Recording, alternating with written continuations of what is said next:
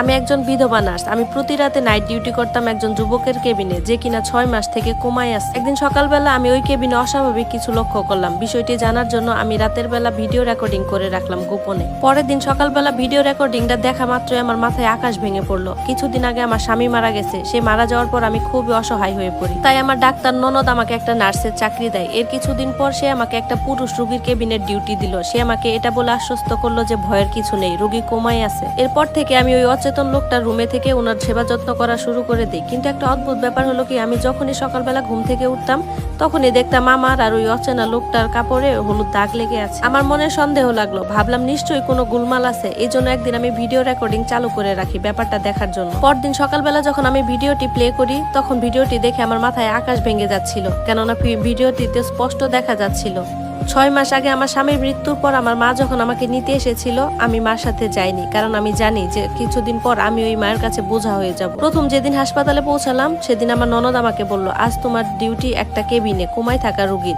আমি তখন অবাক হয়ে বললাম, পুরুষ রোগী? তখন আমার ননদ বলল, সেই অচেতন সোহানা, তোমার কোনো অসুবিধাই হবে না। আমি চুপচাপ ভেতরে চলে গেলাম। ভেতরে গিয়ে দেখলাম এক লম্বা চওড়া সুদর্শন যুবক নিস্তব্ধ হয়ে একজন বিছানায় শুয়ে আছে। তার মুখে এক অদ্ভুত হাসি ছিল, যেন বহু বছর ধরে সে ঘুমিয়ে আছে। তাকে দেখে আমার খুব মায়া হলো। কতই বা বয়স, পুরো জীবনটাই তো তার সামনে পড়ে আছে। এরপর রুমে আশেপাশে খুঁজে দেখলাম তেমন করার মতো কিছুই নেই। তাই ভাবলাম একটু ঘুমিয়ে নেই। চেয়ারে বসে ঘুমিয়ে পড়লাম। সকালবেলা যখন ঘুমটা ভাঙলো আমি আমার শরীরে অদ্ভুত এক ক্লান্তি অনুভব করলাম। আমি আমার কাপড় ঠিক করতে গিয়ে দেখলাম আমার কাপড়ে অচেনা হলুদ রঙের দাগ লেগে আছে। আমি তো ভয় পেয়ে গেলাম, এই রঙগুলো কোথা থেকে আসলো। সঙ্গে সঙ্গে ননদকে গিয়ে বললাম, আপু আমার কাপড়ে অদ্ভুত এক রকমের হলুদ দাগ লেগে আছে, এগুলো কি?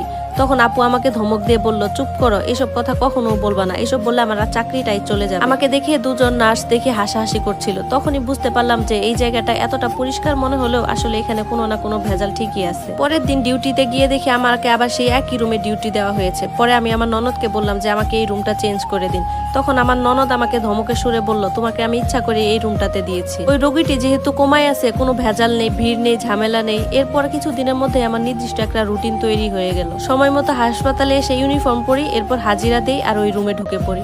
রুমে অল্প আলো রেখে দেই আর চারপাশে মেশিনে বিপ বিপ শব্দ। এদিকে রোগী চুপচাপ শুয়ে থাকতো, তার চোখের পাকা পাতা পর্যন্ত পড়তো না। একদিন রাতে এক অদ্ভুত ঘটনা ঘটলো। ঘর পরিষ্কার করতে গিয়ে দেখি ড্রয়ার খোলা। ড্রয়ারের ভিতরে একটা ডায়েরি আর একটা তেলের শিশি। ডায়েরিটা খুলে দেখলাম সবগুলো পাতায় ফাঁকা, কিন্তু শেষ পাতায় লেখা ছিল, নীরবতা সবকিছুই শুনে ফেলে। এরপর আমি প্রতিদিন রাতে সময় কাটানোর জন্য সাথে করে বই নিয়ে আসতাম। ভাবলাম এই বইটা ওই আদিত্য নামে রোগীটাকে পড়ে শোনাবো, কারণ আমি জানতাম যে কোমায় থাকা রোগীরা অন্তত শুনতে পায়। এরপর আমি প্রতিদিন ওর পাশে বসে বইটা পড়ে শোনাতে লাগলাম। আদিত্য যখন চোখ বুঝতো সাথে সাথে আমিও ঘুমিয়ে পড়তাম। ঘুম থেকে ওঠার পর প্রতিদিনের মতো সকালে একই ঘটনা দেখি, যে আমার কাপড়ে হলুদের দাগ লেগে থাকতো। প্রতিদিন কাপড়ে এই হলুদ দাগ লাগার ব্যাপারটা আমার কাছে খুব রহস্যজনক মনে হলো। এর কিছুক্ষণ পর সীমা নামের একটা নার্স এসে আমাকে বলল যে কোমায় থাকা যে রোগীটা আছে সে নাকি 5 মাস থেকে এখানে আছে। তার বাড়ির কোনো আত্মীয় স্বজন তাকে এখন পর্যন্ত দেখতে আসেনি। আমি অবাক হয়ে ভাবলাম, কোটি টাকার মালিক এই যুবক, অথচ তাকে কেউ দেখতে আসে না। এরপরের দিন রাতে আমি তার দিকে গভীরভাবে তাকিয়ে রইলাম। হঠাৎ তার নখের দিকে তাকিয়ে আমি আশ্চর্য হয়ে গেলাম। দেখলাম তার দাড়ি আর নখ খুব সুন্দরভাবে কাটা।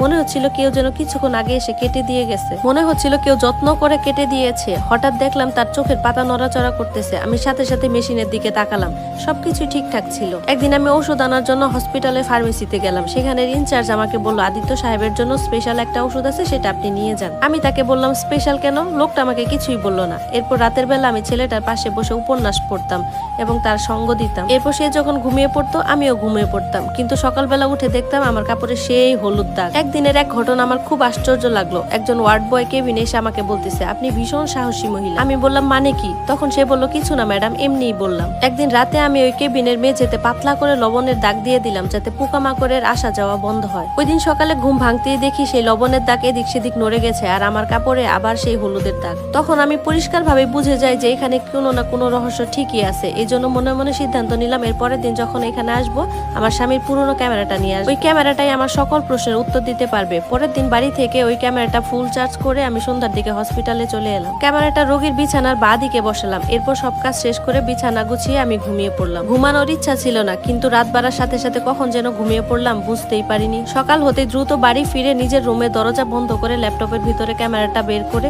ভিডিও ছাড়লাম। নিজের মনকে শক্ত করে বললাম, যেটা আমি দেখতে চাচ্ছি হয়তোবা সহ্যের বাইরে হবে। ভিডিওর শুরুটা ছিল একদম স্বাভাবিক। আমি প্রথমে বই পড়তেছিলাম, এরপর চাদরটা টেনে শুয়ে পড়লাম। সময় এগিয়ে যাচ্ছিল, কিন্তু এরপর এমন এক মুহূর্ত আসলো যেটা দেখে আমার দম বন্ধ হয়ে যাচ্ছিল।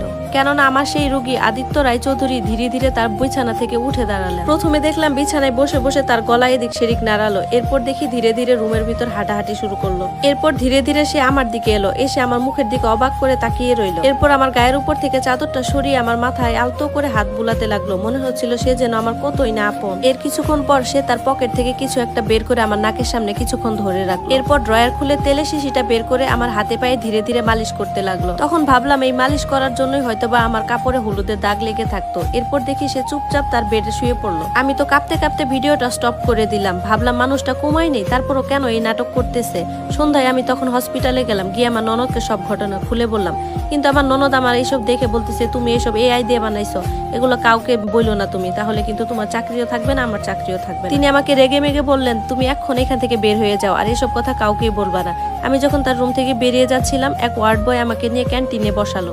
সে বসিয়ে আমাকে ওই আদিত্যর কথা বলতে লাগলো। সে আমাকে যা বললো সেটা শুনে তো আমি মুখের ভাষা হারিয়ে ফেলেছিলাম। সে বলল এই আদিত্যকে নাকি কয়েক মাস আগে বিষ প্রয়োগ করা হয়েছিল। অবস্থা ভীষণ খারাপ ছিল, কিন্তু তারপরও সে বেঁচে যায়। তার পরিবারের লোকজন বলেছিল সে নাকি আত্মহত্যা করার চেষ্টা করেছে, কিন্তু আমি তার শরীরে অনেকগুলো আঘাতের চিহ্ন পেয়েছি। আশ্চর্যের বিষয় হলো সে যখন সুস্থ হয়েছিল সে নিজেই বলছিল যে তার পরিবারের লোকজন নাকি তাকে মেরে ফেলতে চায়। আমি তখন ওই ওয়ার্ড বয়কে বললাম, তাহলে এসব কিছু লুকানো হলো কেন? তখন সে বলল, আদিত্য নাকি নিজেই বলেছিল যে সে যে বেঁচে আছে এই কথাটা যেন বাহিরে না কেউ জানে। সে এই হসপিটালে থেকে গোপন মাধ্যমে নাকি তার প্রমাণ জোগাড় করতেছে। আসল অপরাধী ধরা না পর্যন্ত সে নাকি এভাবেই থাকবে। ওয়ার্ড বয়ের কথা শুনে আমি আমার কেবিনে চলে গেলাম। গিয়ে রুমের দরজাটা লাগিয়ে আদিত্যর দিকে তাকিয়ে রইলাম। তাকে বললাম, এসব নাটক বন্ধ করো, আমি সব জেনে গেছি। সে কিছুক্ষণ পর চোখ খুলে আমাকে বলল, তুমিও সব জেনে গেছো? তাহলে শোনো, আমার সৎ মা আমাকে মেরে ফেলার জন্য বিষ দিয়েছিল। আমার যত সম্পত্তি আছে সে এগুলো নিতে চায়, ভোগ করতে চায়। আদিত্য তার জীবনের সকল ঘটনা আমাকে খুলে বলল। তার কিছুদিন পর সকল প্রমাণ যখন জোগাড় হলো, তখন আদিত্যের সৎ মা আর তার মামাকে পুলিশ গ্রেপ্তার করে নিয়ে যায়। ধন্যবাদ সবাইকে। গল্পটি কেমন লাগলো অবশ্যই কমেন্ট করে জানাবেন।